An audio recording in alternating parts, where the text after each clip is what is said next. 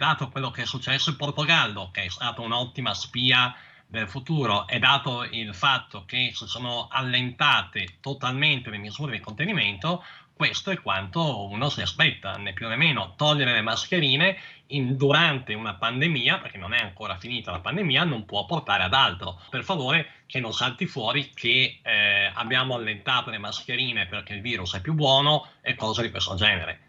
Cioè, abbiamo allentato le mascherine per motivi tutt'altro che medici, perché comunque il virus c'è ancora e le misure di sicurezza che tenevamo nel passato oggi non ci sono più. Questo è quanto succede. Ricordiamoci che comunque il virus è un po' più bravo di quanto lo fosse poco tempo fa, e di conseguenza avere l'infezione, non la malattia, parlo dell'infezione, non è una cosa assolutamente inattesa. In questo momento negli ospedali, nelle terapie intensive, si vedono come ricoverati soltanto le persone che non si sono vaccinate.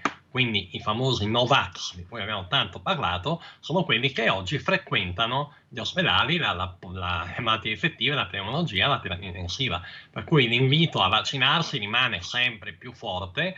Sulla quarta dose, le persone che hanno dei problemi diciamo, delle comorbosità o altro ancora, o sono molto anziane, secondo me dovrebbero farla.